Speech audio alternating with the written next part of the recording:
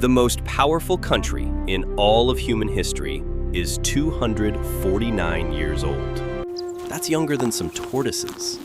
Egypt is 5,000 years older. China, 3,000. Iran, 2. And yet this country, in less than 2.5 centuries, became the only nation on Earth that can unilaterally decide who gets money, who gets sanctions, and who gets cruise missiles. How does that even work? Here are the numbers you need to hold in your head. In 1800, the US share of the world economy was around 2%. Today, 25%. And America has just 4% of the world's population. 4% of people produce a quarter of everything humanity creates in a year. This isn't a country, it's a machine. But where did this machine come from? What fuel does it run on? And why is it starting to break down, right now, in front of our eyes? This is not a story about Hollywood and the American dream. This is the story of how a handful of people at the edge of the world decided to pick a fight with the entire civilized order, and almost won. When Americans talk about the founding of their country, they usually start in 1776, the Declaration of Independence, the founding fathers and their powdered wigs, the solemn speeches about liberty. Let's slow down. Because before 1776, people had been living on this land for 15,000 years. And they weren't primitive. They were hundreds of nations, with distinct languages, religions, trade routes, and political systems. Take the Iroquois in the Northeast. They built the Haudenosaunee Confederacy, a political union with clear separation of powers between nations. Some historians argue directly, when the founders were designing the Constitution, they looked at this system. In the Southwest, the ancestral Puebloans built multi-story stone cities carved into cliff faces, 800 years before Columbus. On the banks of the Mississippi stood earthen pyramids the size of Egyptian ones. This was not empty land. When Europeans arrived, between 5 and 18 million people lived here. The estimates vary, because what happened next destroyed most of the evidence. In 1492, Columbus landed in the Caribbean. He thought he'd reached India, hence Indians. A mistake that stuck for 500 years. The Spanish, French, Dutch, and English followed.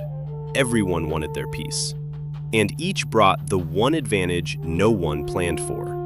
Within 100 years of European contact, an estimated 50 to 90% of the population of both Americas was dead.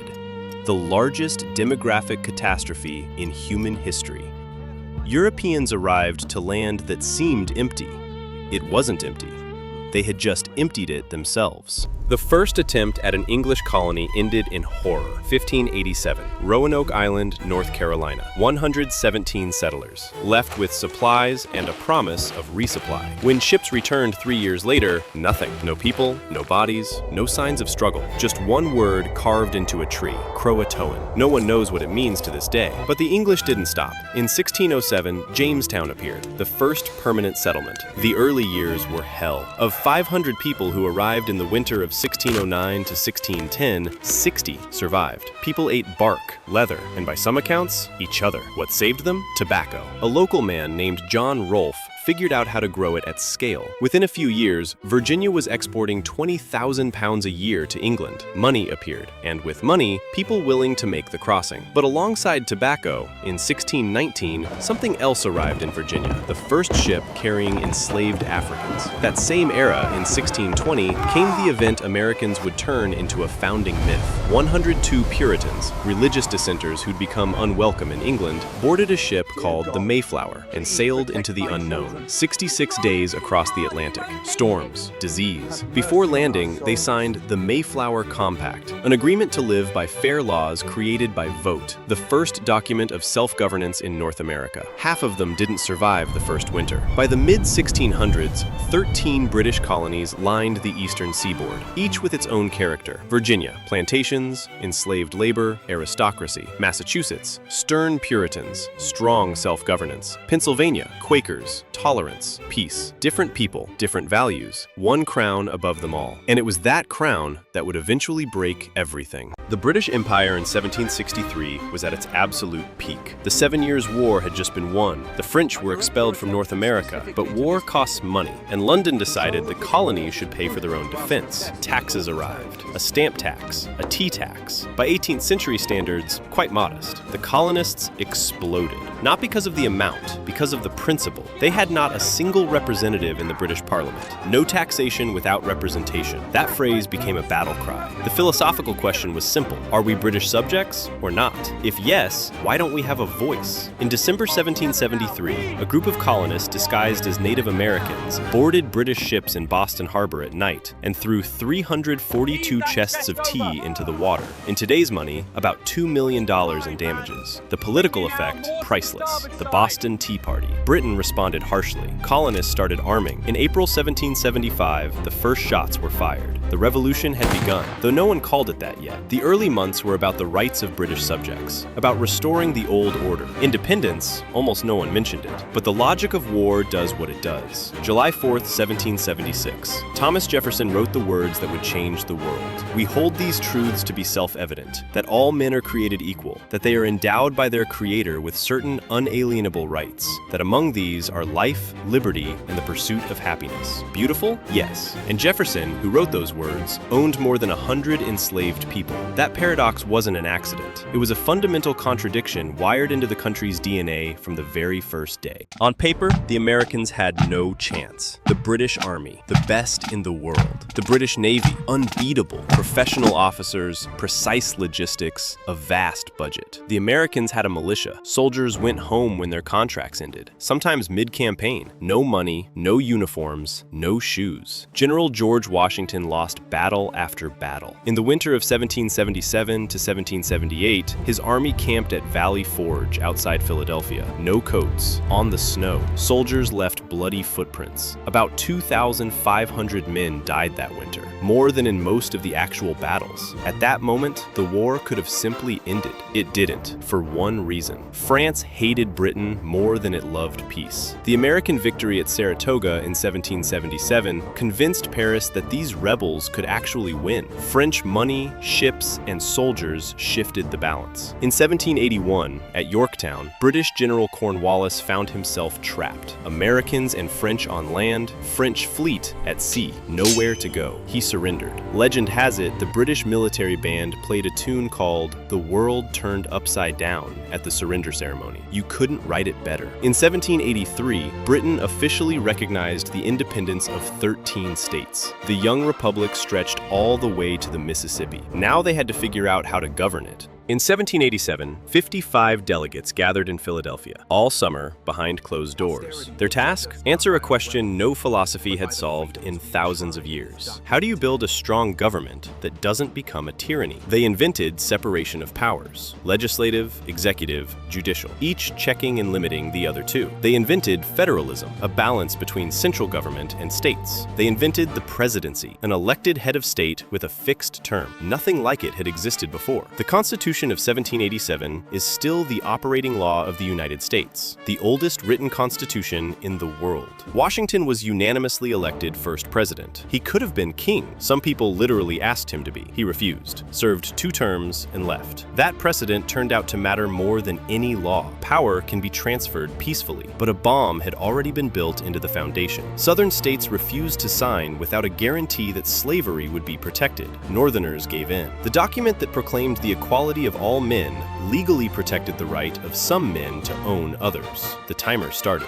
The new country looked west and saw infinity. In 1803, Napoleon needed cash for his European wars. He offered President Jefferson a deal that became a textbook case of statecraft: $15 million for the Louisiana Territory, a massive chunk of the continent's interior. The country doubled in size with a single signature. In today's money, about $340 million, the best land deal in history. Jefferson sent Lewis and Clark west, 2 years through forests, mountains, and rivers to the Pacific and back. Their path crossed the lands of dozens of tribes. Some welcomed them, others didn't. The logic was brutal and simple. White settlers kept coming in an endless stream, and indigenous peoples didn't have the power to stop it. In 1830, President Andrew Jackson signed the Indian Removal Act. Tens of thousands of people were forced from their homes and marched to reservations, the Trail of Tears, winter, hundreds of miles on foot. By some estimates, 4,000 to 15,000 Cherokee people died on the way alone. American textbooks called this relocation and development for a long time. The words used today are different. By 1848, the U.S. stretched from the Atlantic to the Pacific. Gold was discovered in California the following year. 500,000 people rushed west within a few years. The country was growing, and the louder it grew, the louder one question became: does slavery go west or not?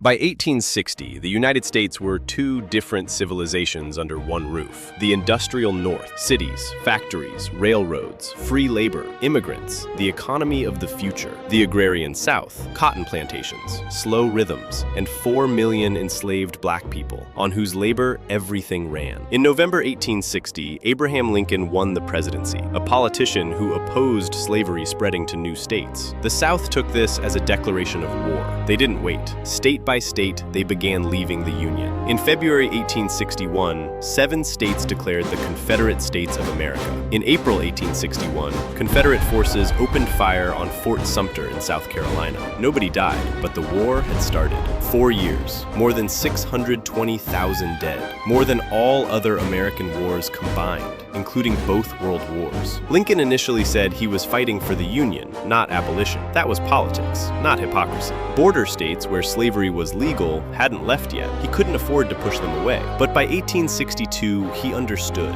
Without ending slavery, the war couldn't be won on moral grounds. Too many Europeans were sympathetic to the Confederacy. On January 1st, 1863, the Emancipation Proclamation took effect. Black men could now enlist in the Union Army. By the end of the war, 180,000 had, many of them fighting for their own family's freedom. The North won in April 1865. On April 9th, Confederate General Robert E. Lee surrendered to Ulysses Grant. 5 days later, Lincoln sat in a theater box when a Southern fanatic approached from behind. A shot, dead by morning. The 13th Amendment abolished slavery, but 4 million freed people found themselves free without land, without money, and without protection. Real freedom remained on paper. After the Civil War, America drowned in money. The Industrial Revolution that took Europe decades compressed into a few furious years. New land in the West, millions of immigrants, railroads cutting the continent open. In May 1869, 2 rail lines met in Utah, one from the east, one from the west. They drove a golden spike. A country that took 6 months on horseback became a week by train. From this machine grew the people called the robber barons. Rockefeller controlled 90% of American oil. Carnegie produced more steel than all of Great Britain. They built fortunes that made European kings look modest. From 1880 to 1920, more than 20 million immigrants arrived. Italians, Poles, Jews, Irish, Chinese. New York became a Tower of Babel. At the turn of the 20th century, the U.S. surpassed Britain in industrial output. The center of gravity of the world started moving west. Europe didn't understand yet. It would, very soon, and at an enormous price. In 1914, Europe set itself on fire. The U.S. watched from across the ocean. Neutrality held until German submarines started sinking ships with American citizens on board. In 1917, the U.S. entered the war. 2 million soldiers shipped to Europe. It didn't decide the outcome in a single blow, but it broke a Germany already exhausted to its bones. Wilson arrived in Paris in 1918 with a grand plan, a League of Nations, a peace without victors. Europeans took his words and rejected his principles. Germany was humiliated. The map was redrawn with a ruler. The seeds of the next war were planted. America withdrew back into isolation. The economy roared through the 20s. Jazz, skyscrapers, stock mania. In 1929, it all collapsed in one October day. The Great Depression. A quarter of Americans out of work. Roosevelt answered with the New Deal, massive government intervention that conservatives have never quite forgiven. December 1941, Japanese aircraft struck Pearl Harbor. 2,403 dead. Isolation was over forever. World War II was a different animal entirely. The U.S. fought on 2 giant fronts simultaneously, Europe and the Pacific, and won both. American factories produced planes, tanks, and ships so fast that Hitler called it an arsenal arsenal that cannot be defeated. More than 400,000 American lives lost. But by 1945, the U.S. produced half of global industrial output. Its territory was untouched. It held the world's largest gold reserves, and the only atomic bomb in existence. America didn't just emerge from World War II as a winner, it emerged as the owner of the planet. But victory had a witness who wasn't going to applaud. The Soviet Union also won the war and lost 27 million people and was not in a forgiving mood. Two camps, two worldviews, two nuclear arsenals. Direct war meant the end of everything. So, cold, an arms race, a space race, wars by proxy, Korea, Vietnam, Angola, Afghanistan. Every country in the world had to pick a side. In 1957, the USSR launched Sputnik, a small metal sphere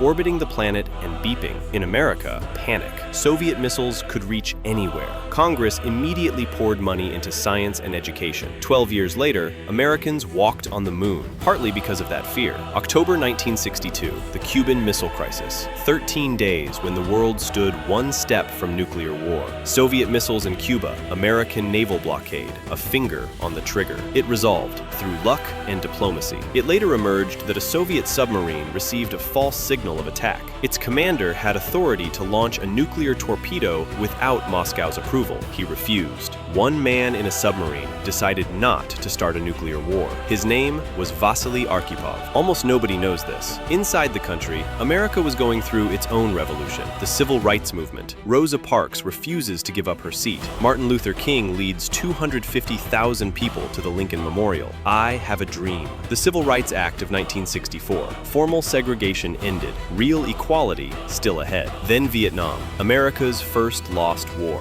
58,000 dead. Trillions of dollars, napalm and chemical weapons, against a peasant country that simply refused to surrender. In 1975, the last helicopters lifted off from the roof of the U.S. Embassy in Saigon. The country fell into an existential crisis, but history didn't stop. In 1980, Americans elected Ronald Reagan, an actor with a smile and a slogan. It's morning again in America. Reagan went all in, called the USSR an evil empire, launched a new arms race the Soviet economy couldn't sustain, announced the Strategic Defense Initiative, a space-based missile defense system. Maybe it was a bluff. The Soviets believed it and started spending money they didn't have. In 1985, Gorbachev came to power with reforms. He wanted to save the system. He accelerated its collapse. November 1989. The Berlin Wall fell. December 1991, the Soviet Union ceased to exist. The US was the sole superpower on Earth. Political scientist Francis Fukuyama declared the end of history. Liberal democracy had won forever. It seemed so obvious that almost nobody argued. The 1990s. The Gulf War showed the world the American military machine. 100 hours of ground operations, and the Iraqi army was destroyed. The internet changed everything. Silicon Valley became the engine of global progress. It seemed like this was permanent. September 11th, 2001. 19 men hijacked 4 planes. 2 hit the World Trade Center. 1 struck the Pentagon. The 4th crashed into a Pennsylvania field. Passengers fought back in the air and prevented it from reaching its target. 2,977 dead. The country that felt untouchable was attacked at its core for the first time since Pearl Harbor. Shock, fear, rage. The war on terror began. Afghanistan in October 2001. Iraq in March 2003. The second decision was based on intelligence that turned out to be wrong. No weapons of mass destruction were found. Both wars started with quick victories and turned into endless swamps. Afghanistan became the longest war in American history, 20 years. Total cost for both conflicts, around $8 trillion. In 2021, American helicopters flew off the roof of the Kabul embassy, while the Taliban rolled into the city on pickup trucks. The Saigon déjà vu was excruciating. 2008, the financial crisis. Banks too big to fail started failing. The government bailed them out with taxpayer money. Millions lost jobs and homes. Trust in elites collapsed. That same year, Americans did something that had seemed impossible. They elected a black man as president, Barack Obama. For some, proof the American dream works. For others, a signal that the world they knew was changing. Inequality kept growing. Automation destroyed jobs in industrial cities. The gains of globalization flowed to fewer and fewer people. Social media created created information bubbles where people lived in parallel realities, different facts, different heroes, different enemies. In 2016, Donald Trump won the presidency, breaking every political rule in existence. His victory was a symptom. Between cities and rural America, between university campuses and factory towns, a chasm had opened. Then COVID-19, over 1 million American deaths. The country polarized over masks. January 6, 2021, a mob of Trump supporters, convinced the election had been stolen, stormed the Capitol. For the first time in American history, the peaceful transfer of power was in question. The world watched, with horror, and in some capitals, with satisfaction. It wasn't a revolution, it was a symptom, a sign that something inside the most successful democracy in history had cracked. The United States is a country of permanent contradiction, and that's not an accident. The country that wrote the greatest hymn to freedom and built it on slavery. The country that defeated Nazism and kept black soldiers in segregated units. The country with the largest prison system in the world and the most Nobel Prize winners. The country that welcomed millions of immigrants and periodically falls into anti-immigrant hysteria. These contradictions are not a bug. They are the nature of the country itself. No nation argues with itself so publicly. No nation so painfully revisits its own history. No nation admits its own sins so openly, even if that admission sometimes takes decades. The American idea that anyone can arrive from nowhere and become anything remains one of the most powerful ideas ever produced by human beings. It draws people from every corner of the world. It deceives and inspires in equal measure. Today, America stands at a crossroads. China is challenging its economic primacy. Polarization and institutional distrust are tearing at it from within. The unipolar world that seemed eternal in 1991 is visibly ending. But writing America off means not understanding what it is. This country has already lived through moments when everything seemed lost. Valley Forge, the Civil War, the Great Depression, Vietnam. Each time it found a way to reinvent itself, because it holds together not through ethnic identity or ancient tradition, but through an idea, the belief that people can govern themselves. 250 years ago, a small group of people in Philadelphia wrote words about the equality of all people, knowing full well they weren't living up to them yet. Maybe America is the story of a people trying to fulfill a promise that was always bigger than they were. And as long as that attempt continues, the story isn't finished.